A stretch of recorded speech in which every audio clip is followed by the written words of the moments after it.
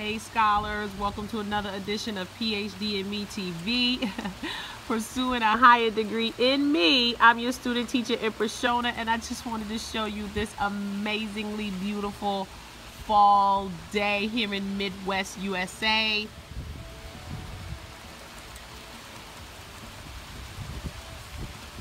Look how pretty that is. First day of fall. That is real rain. Looks like diamonds falling from the sky. Love it.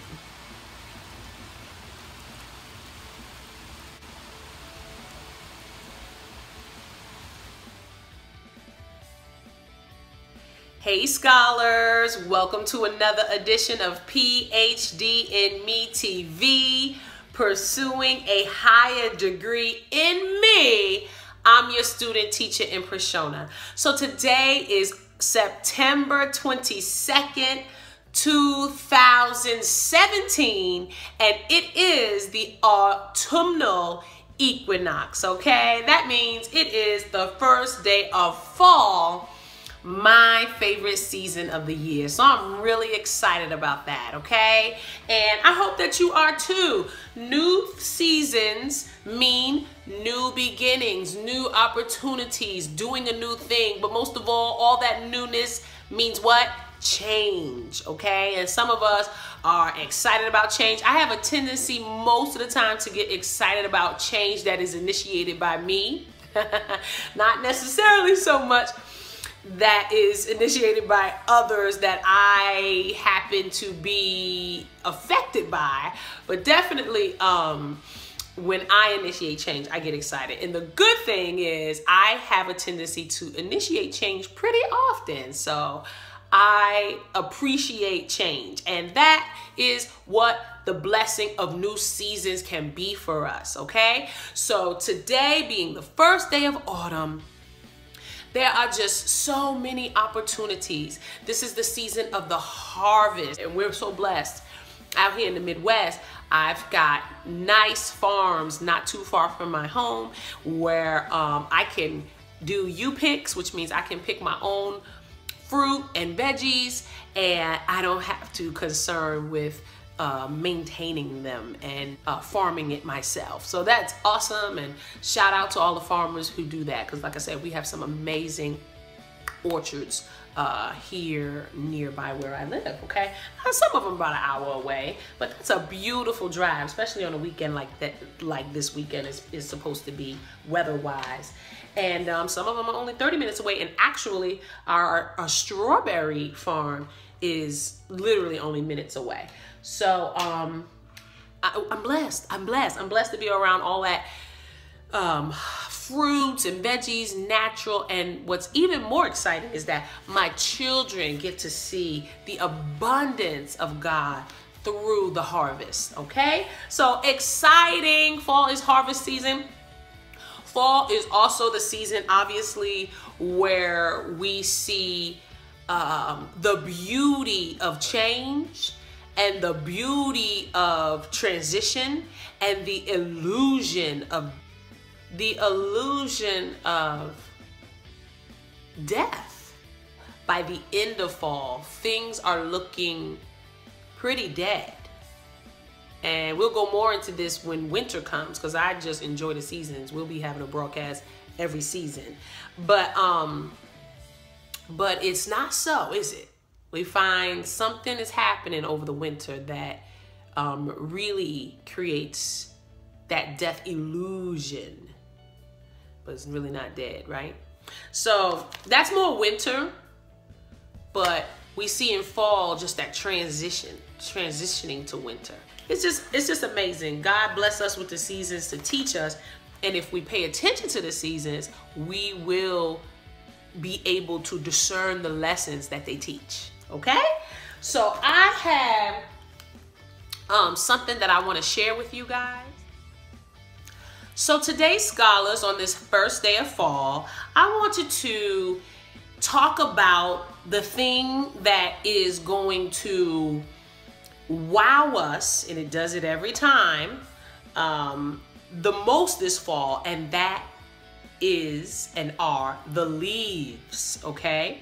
And I wanted to find inspiration from the leaves, which is so easy to do because they're so amazing, and link that to some spiritual insight and encouragement from the Bible.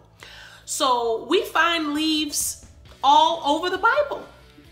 Believe it or not, if you're reading your Bible, you know this. If you aren't reading your Bible, perhaps this will encourage you to look up leaves in the Bible, okay, and get a little bit more comfortable with it. And I don't know about the other religious texts because I am a follower of Jesus Christ and I use the Bible as my main tool, but perhaps that exists in other spiritual texts as well, talking about leaves and nature and things like that. And if that is the case, let me know, leave it in the comments. But for sure in the Bible, leaves are mentioned time and time again. So they're mentioned, for example, after Adam and Eve realized they had sinned against God and were disobedient and ate from the tree that they were not supposed to eat from, what did they do when they realized they were naked? They clothed their body with leaves.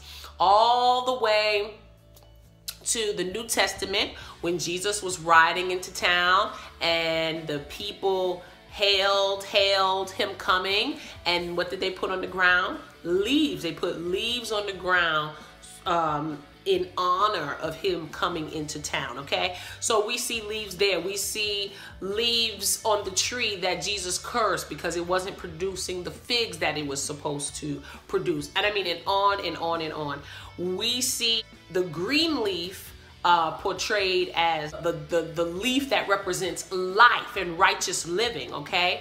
And indeed, we see the faded leaf mentioned many times in the Bible, representing life being unpleasant, burdened, or near death, okay? Coming toward death.